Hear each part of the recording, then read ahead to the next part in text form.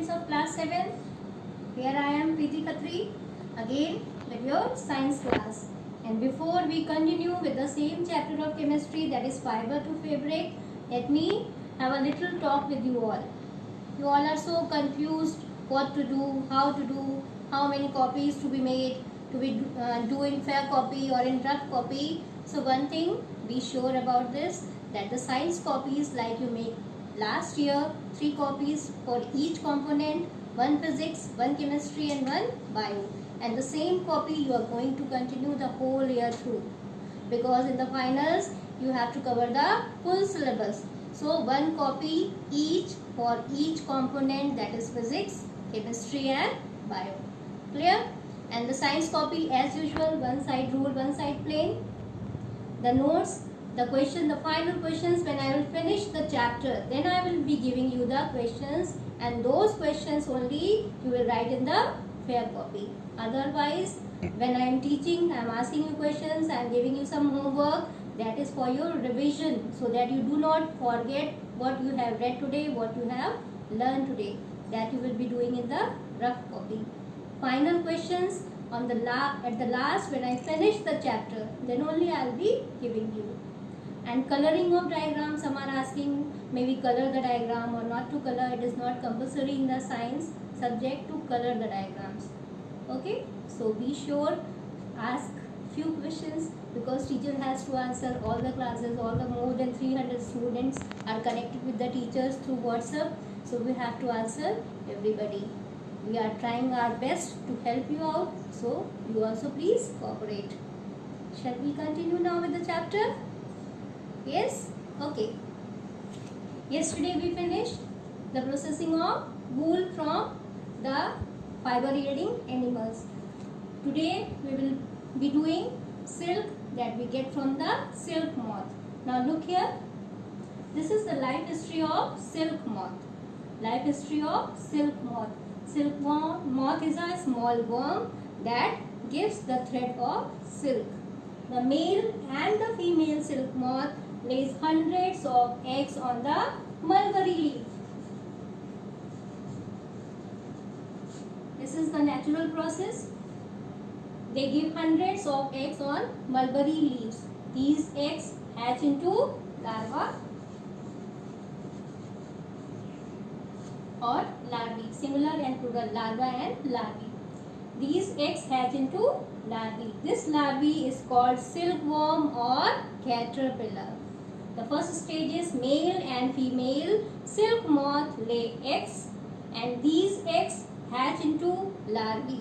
These larvae is called silkworm or caterpillar. This silkworm or the caterpillar or the larvae develops a cocoon outside its body. It feeds on the mulberry leaf. It eats for 25 to 30 days continuously and grows in size. And then it starts making a cocoon outside its body. This cocoon is made up of thread of protein. Thread of protein. And this cocoon then goes into inactive stage. Up to here it is in the active phase of life. It is eating and growing in size. Then it enters into the next stage.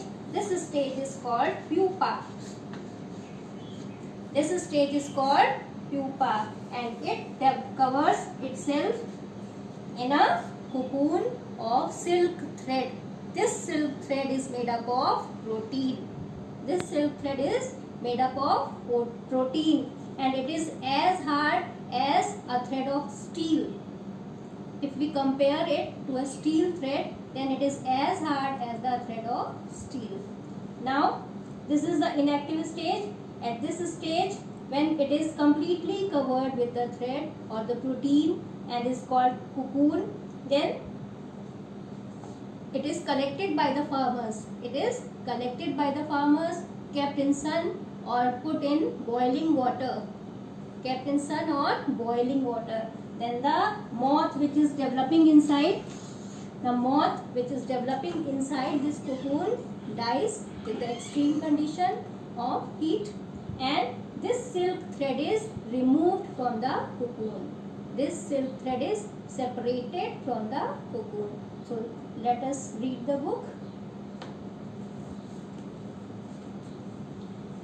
Page number 28. Silk fibers are also animal fibers. Silkworm spin the silk fibers.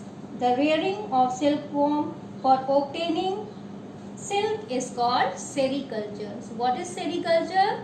The rearing of silkworm to produce silk for the yield of silk is called sericulture. It is also an occupation.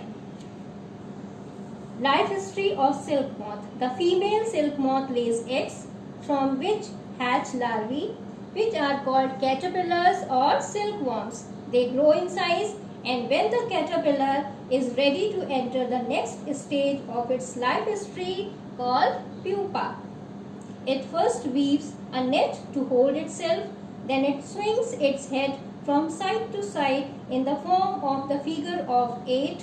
During these movements of the head, the caterpillar secretes fiber made of protein which hardens on exposure to sun and becomes silk fiber. Soon the caterpillar completely covers itself by silk fibers and turns into pupa. This covering is known as cocoon. The further development of the pupa into moth continues inside the cocoon. Silk fibers are used for weaving silk cloth. Can you imagine that the soft silk yarn is as strong as comparable thread of steel? The silk yarn or the thread is obtained from the cocoon of the silk moth. There is a variety of silk moths which look very different from one another, and the silk yarn they yield is also different in texture, means coarse, smooth, shiny, etc. Thus, tussar silk, moga silk, kosa silk, etc. are obtained from the cocoons spun by different types of moths. The most common silk moth is mulberry silk moth. The silk fiber from the cocoon of this moth is soft, lustrous and elastic and can be dyed in beautiful colors also. Sericulture or the culture of silkworm is a very old occupation in India. India produces plenty of silk on commercial scale. This is the diagram. Take out your rough copies and draw the diagram. First stage is male and female silk moth, and then they give birth to, they lay hundreds of eggs. These eggs hatch into larvae, and then this larvae covers itself with cocoon, and the stage is called pupa. The development of a new silk moth takes place inside the cocoon. So this is the life cycle of silk moth. Come on, page number 30. From cocoon to silk, the process of getting silk from the cocoons. How do the farmers produce silk from the cocoons? For obtaining silk, moths are reared and their cocoons are connected to get the silk thread. Rearing silkworm. A female silk moth lays hundreds of eggs at a time. The eggs are stored carefully on strips of cloth or paper and sold to silkworm farmers. The farmers keep eggs under hygienic conditions and under suitable conditions of temperature and humidity. The eggs are warmed to a suitable temperature for the larvae to hatch from eggs. This is done when mulberry trees bear a fresh crop of leaves. The larvae, called caterpillars or silkworms, eat day and night and increase enormously in size. The larvae are kept in clean bamboo trays along with freshly chopped mulberry leaves. After 25 to 30 days, the caterpillars stop eating and move to a tiny chamber of bamboo in the tray to spin cocoon. Small racks or twigs may be provided in the trays to which cocoons get attached. The caterpillar or silkworm spins the cocoon inside which develops the silk moth. This is how the farmers collect the eggs and they keep them artificially for the production of cocoon, for the production of silk through the cocoon. Now, processing of silk. A pile of cocoons is used for obtaining silk fibers. The cocoons are kept under the sun or boiled or exposed to steam. The silk fibers separate out. The process of taking out threads from the cocoon for use as silk is called reeling of silk. Means the separation of thread from the cocoon is called reeling of silk. Reeling is done in special machines which unwind the thread or fibers of silk from the cocoon. Silk fibers are then spun into silk threads which are woven into silk cloth by the weavers. So, this was the complete history of silk moth, how silk is produced by the silk moth. Now, a very interesting story in the blue box, discovery of silk. Page number 30, discovery of silk. How was the silk discovered? Very first. The exact time of the discovery of silk is perhaps unknown. According to an old Chinese legend, the Empress Sin Hingqi was asked by the Emperor Hong Ti to find the cause of damaged leaves of mulberry trees growing in their garden. The Empress found white worms eating up mulberry leaves. She also noticed that they were spinning shiny cocoons around them. Accidentally, a cocoon dropped into her cup of tea and a tangle of delicate threads separated from the cocoon.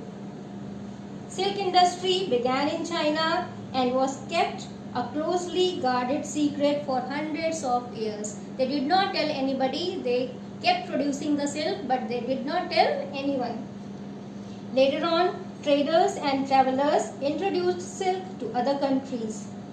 The route they traveled is still called the Silk Route. Silk Route is the route through which the travelers and the traders started from China and went to rest of the world and introduced silk to rest of the world. This route is called Silk Route.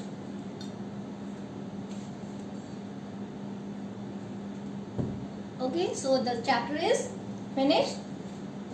Do a brief reading of the chapter. Read it thoroughly. If there are any questions, any queries, you can ask in the group itself. In the group itself from the timings 8 to 2.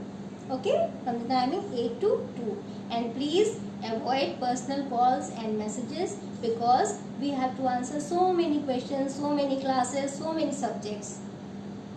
Tomorrow I will be giving you the notes, the final notes from the chapter. I will give you the questions as well as the answers. Okay, so don't panic. Read the chapter thoroughly. What you have to do today is you have to draw the diagram in the copy. In the chemistry copy from the book, you have to draw the diagram in the copy on the left hand side of the page. Coloring or not coloring, it is not, don't ask this because it is up to you that you want to color. If your drawing is good, you color it. Otherwise, it is not needed in science. Okay, coloring. And one more question you were asking, use of blue pen and black pen.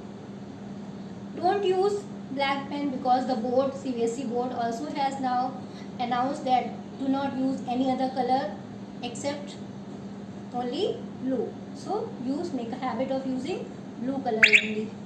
Clear? Okay. So we wind the class. Any questions if you have, you can ask in the group. I am always there to help you out. Till then, bye.